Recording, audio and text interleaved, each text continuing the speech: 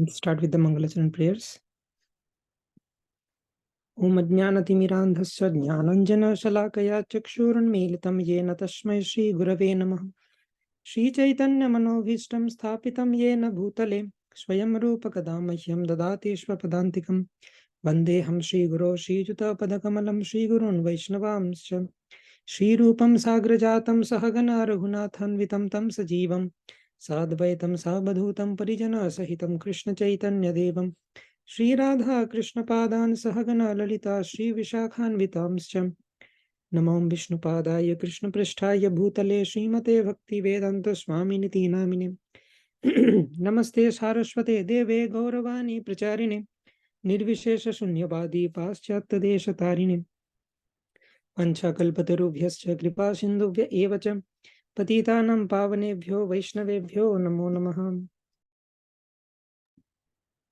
Namo Mahavadanyaya Krishna Prema Pradayate Krishnaya Krishna Chaitanya Namne Gauratvishe Namaha Panchatattvatmakam Krishnam Bhaktarupa Swarupakam Bhaktavataram Bhaktakhyam Namami Bhakta Shaktikam He Krishna Karuna Sindho Deenabandho Jagatpate Gopesha Gopika Kanta Radha Kanta Namostute Tapta Kanchana Gaurangi Radhe Vrindavaneshwari Vrishabhanu Sute Devi Pranamami Hari Priyam Nilachala Nivasaya Nityaya Paramatmane Balabhadra Subhadrabhyam Jagannathaaya Te Namaha Jai Shri Krishna Chaitanya Prabhu Nityananda Shri Advaita Gadadhara Shivasadi Gaura Bhakta Vrinda Hare Krishna Krishna Krishna Hare Hare Hare Rama Rama Rama Hare Hare.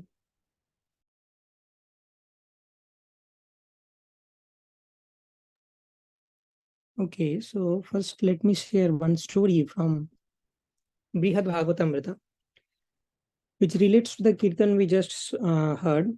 This is Gopi Geet from Srimad Bhagavatam. In the Srimad Bhagavatam 10th canto, there is description of Krishna's pastimes. And in 10th canto, there are different chapters which describe Krishna's pastimes in Vrindavan, the pastimes during birth, Janma Leela, and then Krishna grew up in Vrindavan. And then Krishna came to Mathura, Krishna went to Dwaraka. All the different Leelas are explained very nicely in the Srimad Bhagavatam 10th canto. And that is the biggest canto of Srimad Bhagavatam. So in that canto, the middle 5 chapters are called Rasa Panchadhyaya, where the intimate pastimes of Sri Krishna with the gopis and the Braja gopis, especially Srimati Radharani, is explained. And other cantos of Srimad Bhagavatam, they are basically preparing us to read the 10th canto. Because if we do not know the knowledge of other cantos, we will consider these pastimes to be ordinary. The Supreme Personality of Godhead, Krishna, has 2 aspects of his pastimes. One is majestic aspect, another is sweetness aspect. There is a verse which describes Krishna in this way. Krishir bhuvachaka shabdo nascha nibritti vachakam tayoraikhya parabrahma Krishna ityavidhiyate. So, if we break down the word Krishna, it consists of 2 syllables, Krish and Na. The syllable Krish refers to the majestic aspect of Krishna. And the syllable Na refers to the sweetness aspect or Madhurya aspect of Krishna. So basically Krishna has Aishwarya and Madhurya, these 2 aspects. When we see that Krishna expands himself as different Vishnu incarnations, as Karanadukashai Vishnu, Garbhadukashai Vishnu, Kshirodukashai Vishnu, and millions of universes are created from Mahavishnu's bodily pores. So from the pores of Mahavishnu, one universe comes, and there are millions of universes. And those universes stay for the duration of Mahavishnu's 1 breath. When Mahavishnu exhales, all the universes manifest, and they stay till the time Mahavishnu inhales. When Mahavishnu inhales, everything comes back to the body of Mahavishnu. So this is the majesty of Krishna. And what is the duration of each of the universes? As the Sastras describe, when a universe is created from Mahavishnu, Mahavishnu expands himself as Garbhadukashai Vishnu enters each of the universes. From the navel of Garbhadukashai Vishnu, lotus stem sprouts, and in that lotus, Lord Brahma takes birth. Then Lord Brahma takes birth and He is the first created living entity in that universe, entire universe. The entire universe is empty. Only there is Garbhodaka ocean. Garbhodakashai Vishnu is lying down in the Garbhodaka ocean. And there is a lotus stem sprouted from the navel of Garbhodakashai Vishnu. And there is Brahma. So Brahmaji is utterly confused. What is the purpose of my birth? And what should I do? Then ultimately Brahmaji does austerity and penances. And then Garbhodakashai Vishnu manifests himself in front of Brahmaji. And Garbhodakashai Vishnu gives this knowledge of how to do creation. Mahavishnu and Garbhodakashai Vishnu has created the ingredients for creation. Like Mahavishnu has created the universe, the space where the creation can take place. And then Garbhodakashai Vishnu created Brahmaji along with all the ingredients for universal creation. The Pancha Mahabhutas, earth, water, fire, air, ether, Pancha Tanmatras, the sense of touch, the sense of taste, smell, all these things, Tanmatras.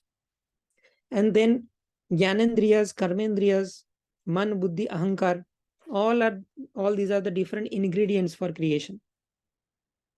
Then in the form of Chatushloki Bhagavatam, Brahmaji gave knowledge to, Garbhodakashai Vishnu gave knowledge to Brahmaji. In the beginning of Srimad Bhagavatam, it is explained, Tene Brahma Hridaya Adi Kavaya Muhyanti Yat Surya. So Vishnu gave this knowledge to Brahmaji in the beginning of creation. So then Brahmaji creates all these different universes. So this Mahavishnu is majestic aspect of Krishna, where we see this kind of pastimes. That Brahmaji is the highest or topmost, most intelligent living entity, and he is being created by Vishnu. And Vishnu does not need the assistance of Mother Lakshmi for creating Brahmaji. Therefore, one of the names for Brahmaji is Swayambhu. Generally, we, the living entities, are created by one father and one mother. Both are required. But for the creation of Brahmaji, no mother was required. It directly came from the Supreme Personality of Godhead. So therefore, Brahmaji is called Swayambhu. And then Brahmaji starts creation according to the knowledge he received from Garbhodakashai Vishnu and uses all the ingredients created by Garbhodakashai Vishnu. And thus, the universal creation takes place. So this is how Krishna creates all the material universes in the form of Mahavishnu, Garbhodakashai Vishnu. When the creation is taking place, Garbhodakashai Vishnu further expands himself as Kshirodakashai Vishnu and enters every atom of the universe.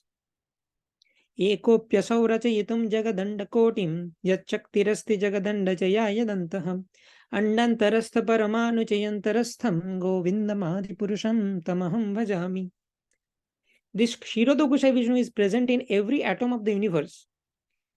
The same Kshirodakashai Vishnu is present in the heart of every living entity. So Kshirodakashai Vishnu enters two places.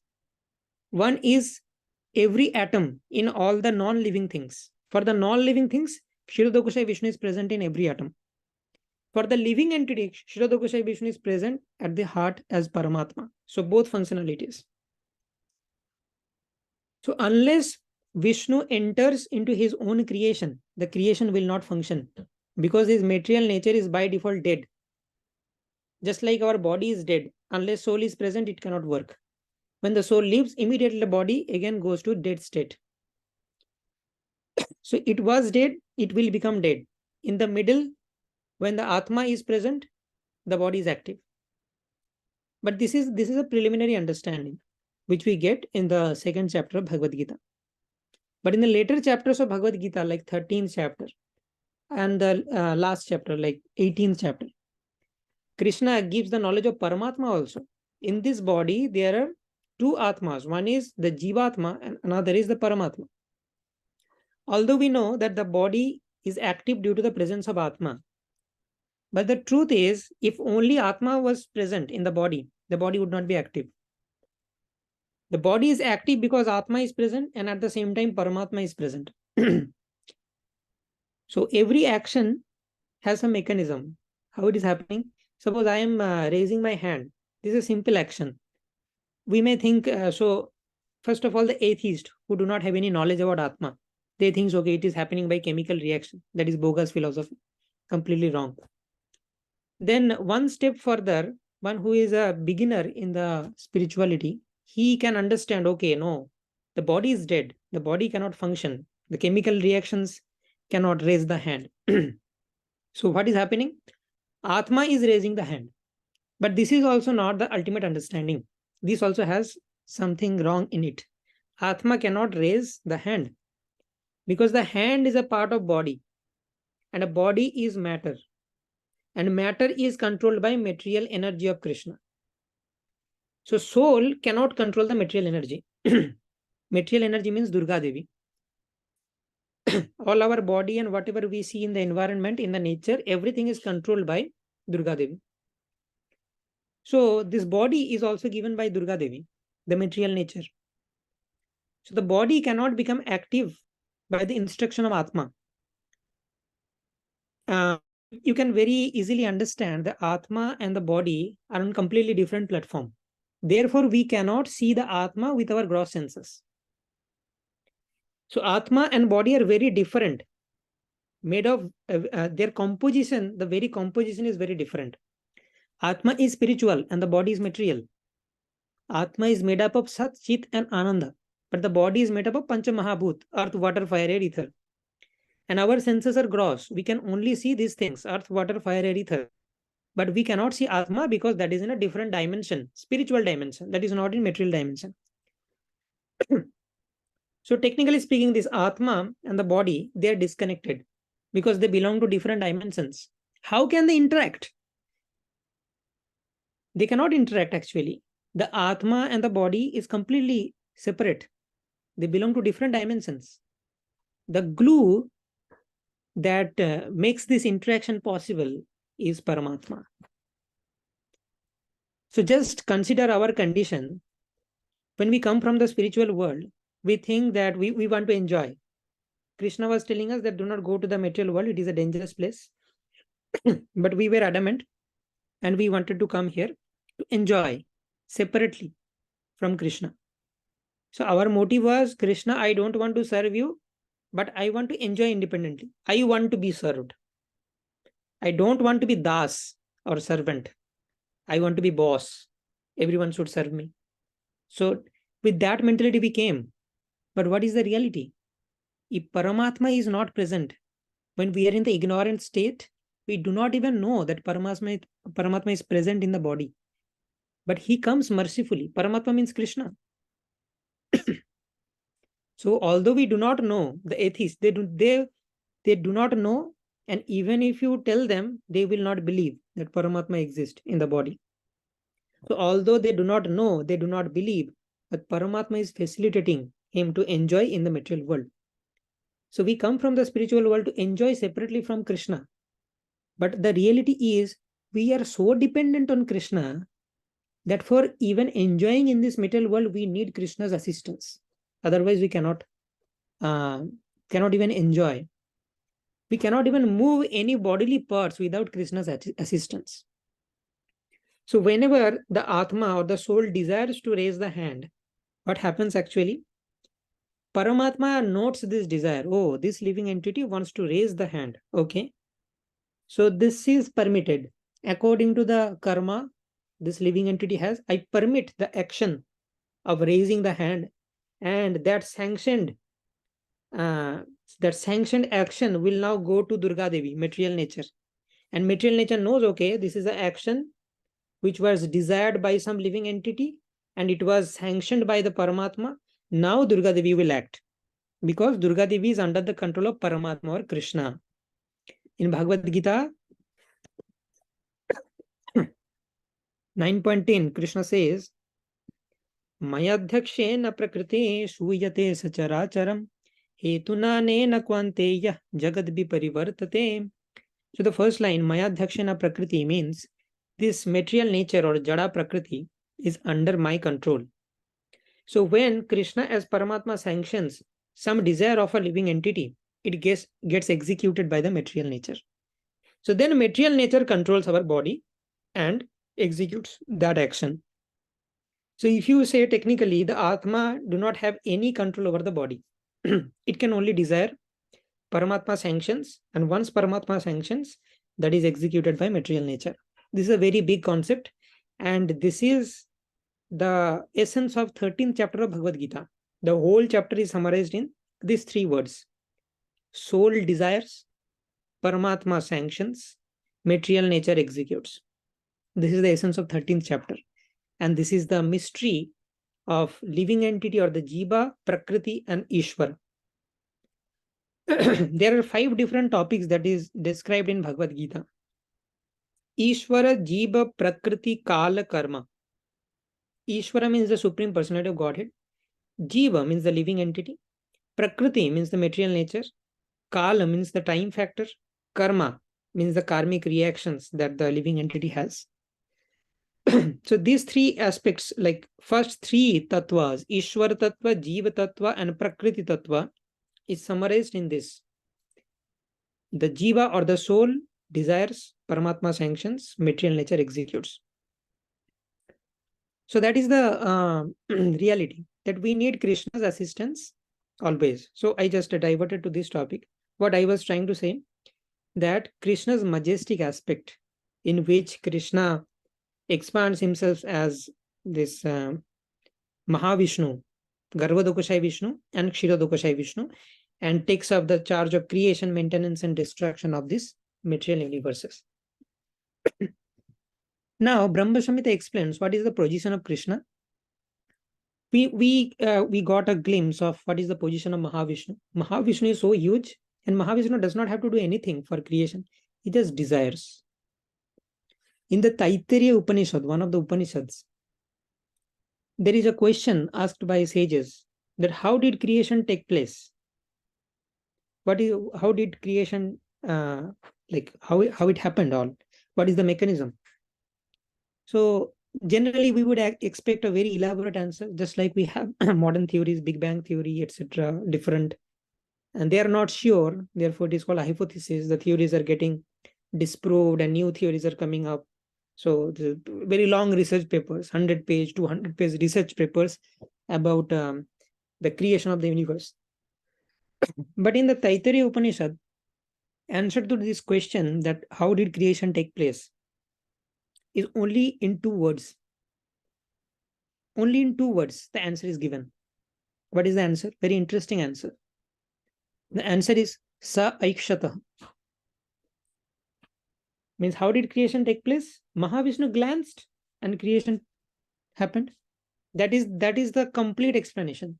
Nothing else is required. So that is the position of Krishna. Krishna does not need to plan any mechanism for anything to happen. He just have to desire.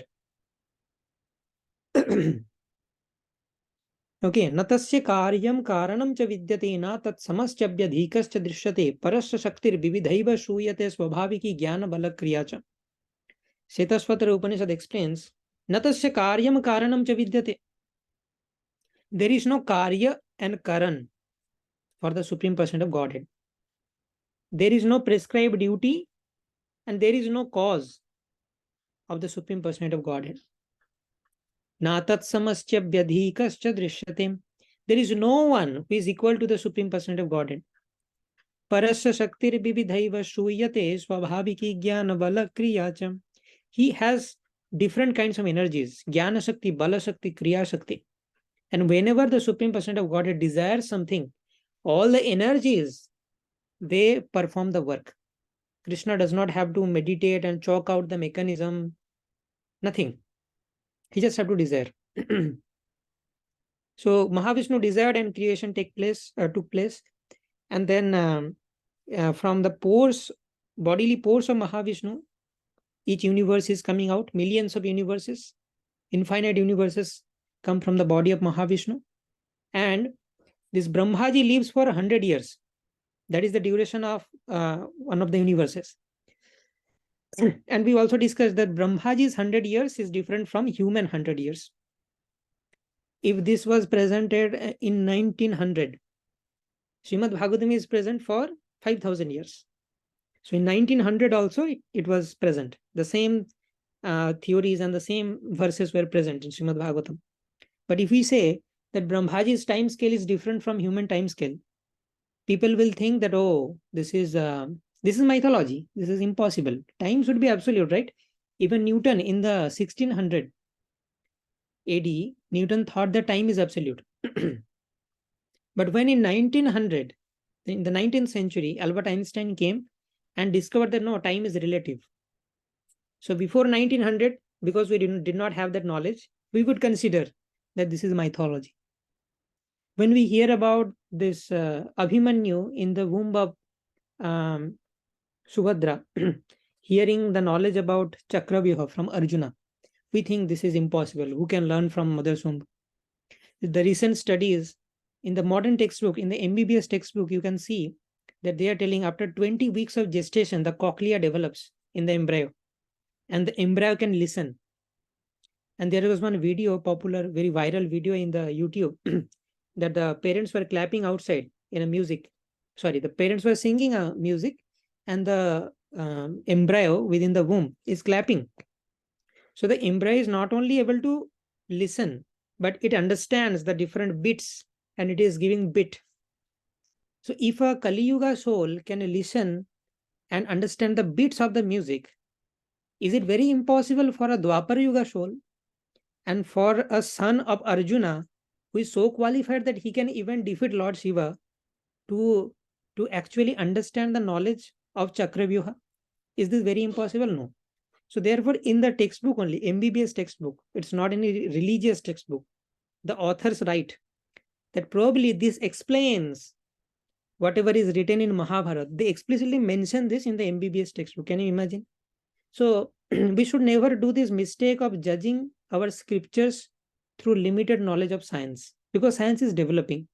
It is in a developing stage. But the Supreme Lord and the scriptures does not need to do any experiments, and it is not in the development stage. It is absolute. Krishna created and he just wrote how creation took place. Every words of the scriptures are completely true.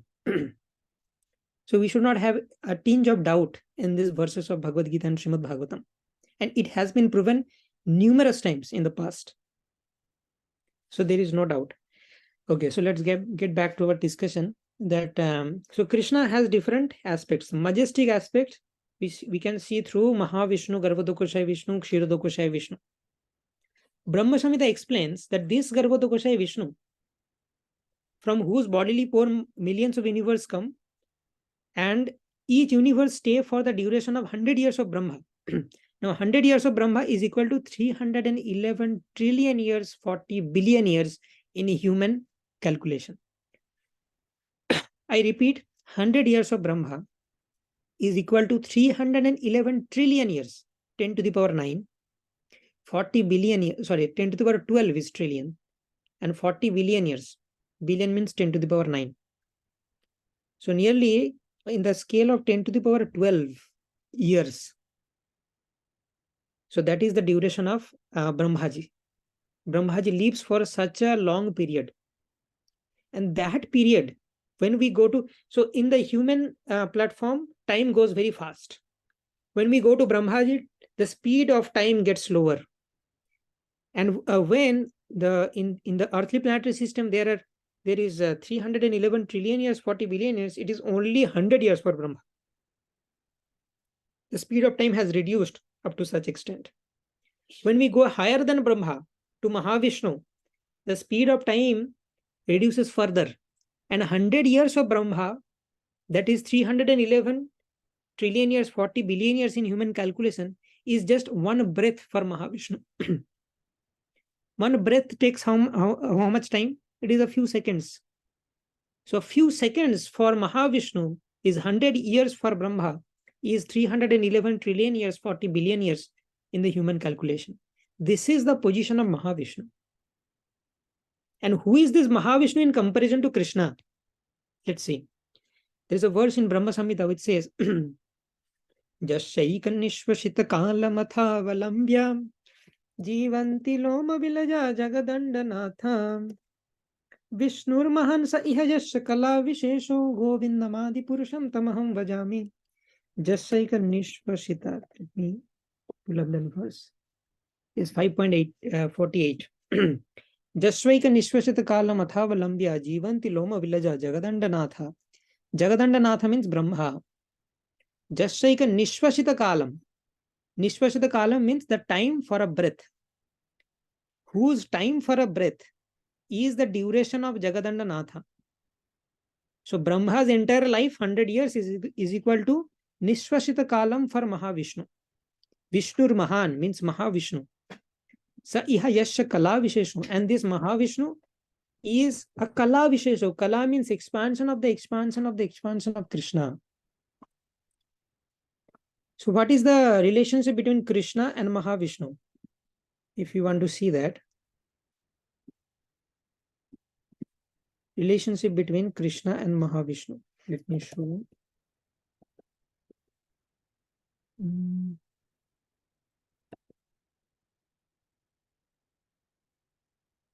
Okay, so let me pull that up. It is very interesting. So we'll see here that Mahavishnu is the expansion of the expansion of the expansion of Krishna. And that Mahavishnu is so great. So what to speak about Krishna? That is the essence. So why we are discussing this majestic aspect? Because this is spanned over 9 cantos in Srimad Bhagavatam, just to prepare you to understand the 10th canto pastimes, in which the Gopi Geet is the most subtle, Guhyatama section of Srimad Bhagavatam. So see, here we have a flowchart, Krishna's different expansions. First expansion of Krishna is Balram. From Balram comes Adi Chaturvyuha, Vasudev, Sankarshan, Pradyumna, Aniruddha. This is called first quadruple expansion or Adi Chaturvyuha. From this Sankarshan is called Moola Sankarshan. From Moola Sankarshan comes Narayan in the Vaikuntha planets. Krishna is in Golok Vrindavan. Now, this is in Mathura. Vasudev, Sankarshan, Pradyumna, Aniruddha. Then from Moola Sankarshan, Narayana comes in Vaikuntha. Then from Narayan happens second quadruple expansion or Ditya Chaturvyuha. There again we have Vasudev, Sankarshan, Pradyumna, Aniruddha. So the first quadruple expansions they are in Mathura and the second quadruple expansion they are in Vaikuntha planets. This Sankarshan of Vaikuntha is called Mahasankarshan.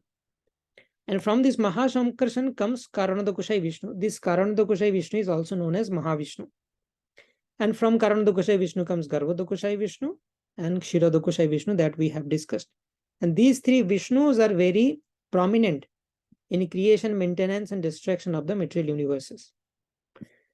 So if you see what is the relation between Krishna and this Karanadakushai Vishnu and Mahavishnu, Karanadakushai Vishnu is expansion of the expansion of the expansion of the expansion of the expansion of Krishna.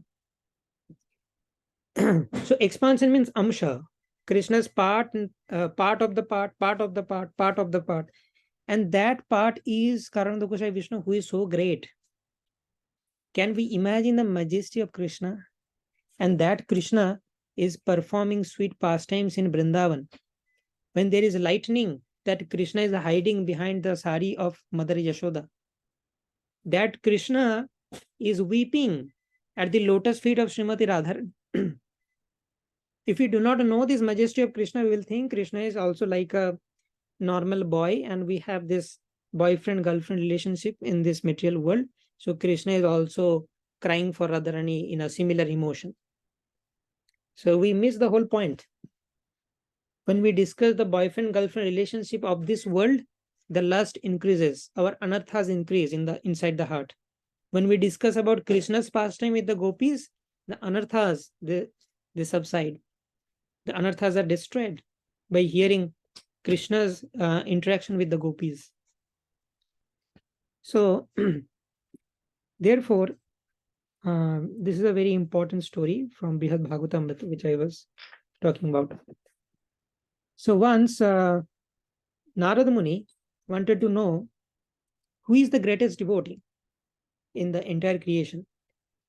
There are so many devotees of Krishna, different personalities. But who is the greatest? We have Prahlad, we have Dhruva Maharaj, we have the Pandavas. There are many devotees. There are demigods. Who is greatest among all the devotees? So when So initially, Narad Muni starts this with a Brahman who was worshipping a Saligram Shila. So Narad Muni comes to that Brahman and asks that, oh, you are worshipping Saligram Shila with devotion, so much devotion. You must be the greatest devotee in the entire creation. Then the Brahmana says, Narad Muni, that no, I am a very insignificant person and I am just worshipping the Saligram Shila as a part of my daily duties. I do not have much devotion to Krishna. The king is better devotee than me. The king has many Saligram Shilas and engages many people in the service of the Saligram Shila or Vishnu. So king is a better devotee than me. So when Narad Muni goes to the king says, no, I am a very insignificant person. I am just a king in the earthly planet, and I am trying to engage some of my citizens in the worship of Vishnu. But a better devotee than me is Indra in the Swargaloka. They are demigods, they are higher living entities than the human beings. And Indra is the king of the demigods. And Indra is engaging all the demigods in the service of Sri Krishna. And they are much opulent and they offer very beautiful service to Vishnu. So Indra must be the greatest devotee. Then Narad Muni comes to Indra. Indra says, oh Narad Muni, in the scriptures, if you see, the Srimad Bhagavatam is full of the offenses done by me. So I have disrespected Brihaspati, that is there in Srimad Bhagavatam. I have killed Vishwarupa, my guru, that is there in Srimad Bhagavatam. In the 10th canto of Srimad Bhagavatam, I wanted to drown the whole Vrindavan, and therefore the Supreme Lord performed Govardhan Lila. That is also there. I tried to steal the horse of Prithu Maharaj during the Ashwamedha sacrifice.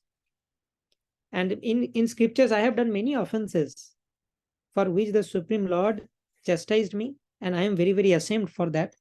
So definitely anyone in the universe can be a pure devotee, but I am not. So I am not a pure devotee. You should go to Brahmaji. Brahmaji is a better devotee than me. So when they come to Brahmaji, Brahmaji says that, okay, certainly that I am the leader of the demigods. Whenever they are in trouble, they come to me and I take them to this Kshirodokoshai Vishnu, and then Vishnu comes. But actually, I am not a pure devotee. In the Brahma Bimohan Lila, I separated the Krishna's friends and cubs from Krishna. So that is a big offense. And Krishna chastised me for that. I am not a pure devotee. Lord Shiva is a pure devotee. When Narada Muni goes to Lord Shiva, then Lord Shiva says, no.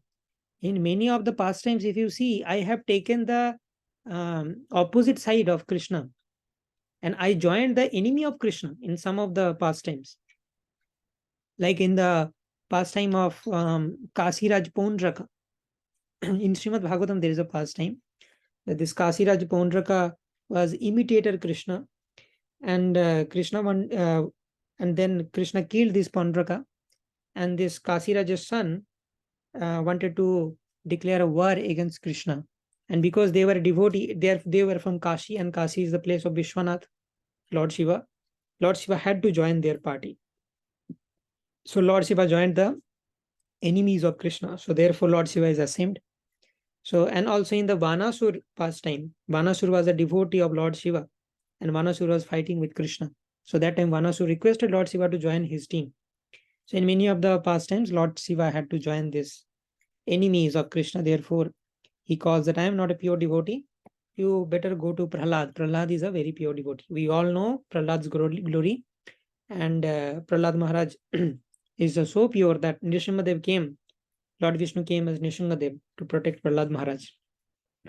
When Narada Muni came to Prahlad Maharaj, that Prahlad, you are my disciple, and everyone recommended your name, that you are a pure devotee. Then Prahlad Maharaj told that no, I am not a pure devotee. When Nrsimhadev came, I could not welcome him properly. I could not give him the sitting place. I could not offer garland. He himself sat on the throne of my father. He himself garlanded himself with the intestines of my father. I could not offer any service. He did everything himself. So I am a worse servant. So better you go to Hanuman. Hanuman is a very devout servant of Lord Ram. When Narada Muni came to Hanuman, Hanuman told, no, I am not a good servant. If I am a very good servant, then why Lord Ram left me in this earthly planet as a Chiranjeevi? He could have taken me with him to Ayodhya Dham, but I am here in this earthly planet. Lord Rama left me, therefore I am not a pure devotee. You better go to the Pandavas. Pandavas are better devotee than me. When Narada Muni went to Pandavas, the Pandavas told that no, we are setting wrong example. If you see our life, we are always suffering. So people will go away from devotional service just by seeing our example. That if you become a Krishna Bhakta, you have to suffer all your life just by seeing us. We have gone through many sufferings. So we are setting wrong examples. We are not good devotees. You better go to Ugrasen Maharaj, who is the king of Yadu dynasty. And therefore, he has a very deep connection with Krishna. So Ugrasen Maharaj is better devotee. When Narada Muni came to Ugrasen Maharaj told that you better go to Uddhava. I am just a king. I am just doing my formalities. But I do not have much devotion towards Krishna. I am just doing management. I am always engaged in management things. So better go to Uddhava. Uddhava is so pure that he resembles Krishna in the appearance. And Uddhava is the closest associate of Krishna. Always thinks about Krishna, and Krishna's most reliable friend is Uddhava. So then when Narada Muni went to Uddhava, everyone is telling, you are the pure devotee. Uddhava told, right. So now Uddhava is giving, everyone was telling that, no, I am not a pure devotee, but Uddhava told, yes, you are right. I also thought the same, that I am the best devotee. Till the time I visited Vrindavan. When I visited Vrindavan and saw how Brajavasis are serving Krishna, I am ashamed to call myself even a devotee. Forget about a best devotee. So Uddhava says in the 10th canto, Asamaho charanarenu jusamaham syam Vrindavane kimapi gulmalato shadhinam Yadustyajam swajanamarya patham chahitva bhejurmukunda padavim shrutivir vimigyam. So Uddhava is aspiring to become grass in Vrindavan, so that the gopis step over Uddhava, and Uddhava's head is full of the lotus dust from the dust from the lotus feet of the gopis. Uddhava is aspiring the dust of the lotus feet of gopis. He is ashamed to call himself a devotee after visiting Vrindavan.